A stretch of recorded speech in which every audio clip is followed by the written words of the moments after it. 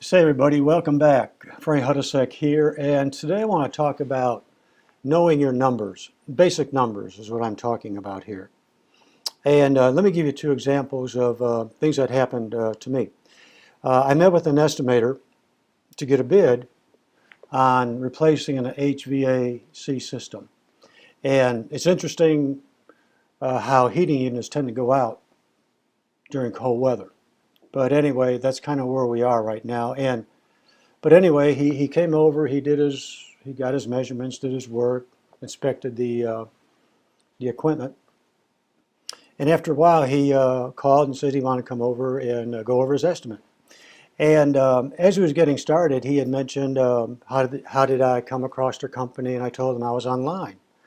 And it was so convenient because on their website they also had an informational blog, but also where you can go online and instead of calling in, set an appointment by just filling it out and hitting enter, and there it went.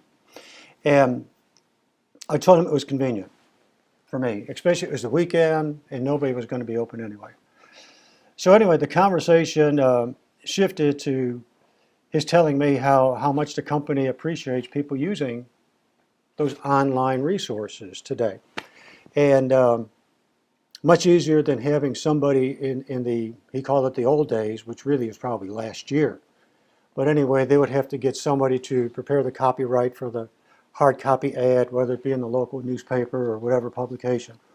And then he said when we spent that money, we really didn't know where the leads were coming from, where the customers were coming from.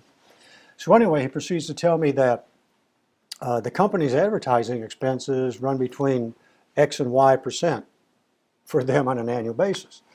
But what surprised me was the number he gave me. He said it costs $265 for the company to acquire a customer. So I guess if I end up doing business with them, it costs them $265 to find me and do business. But it's not what I was expecting to hear from the guy, because I looked at him as being a service person, repair person / estimator. And here he starts talking about acquisition cost for a customer. So what does that tell me?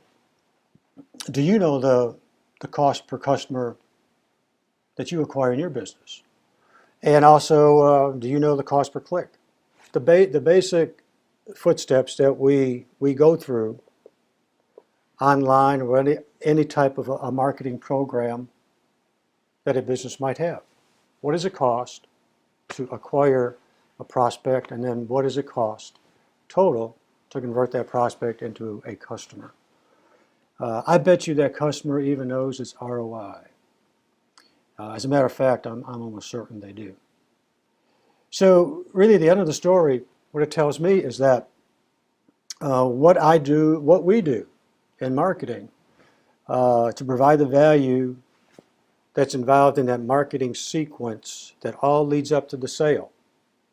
All of that is an important part of the sales process. So I saw firsthand that what we talk about really does work in the market today, still today. Story number two quickly is I know an individual who is into podcasting and very popular in that type of media. Every Day is Saturday is his platform, and a lot of you probably know who I'm talking about. He's pretty well known in the industry as far as podcasting. Anyway, recently he mentioned in a post that he finally acquired his first 100,000 podcast download month. He's finally hitting the 100,000 downloads in 1 month in his podcasting platform. And the amazing thing is that he went from 50,000 to 100,000 in 1 month. And now folks, 100,000 of anything to me is a lot. And especially if you go from 50 to 100,000 in a 30-day period, that's a bunch. That is quite a swing in the needle, so to speak. So the way he celebrated his 100,000 download month is by saying, hey, my next goal is we're going to do 150.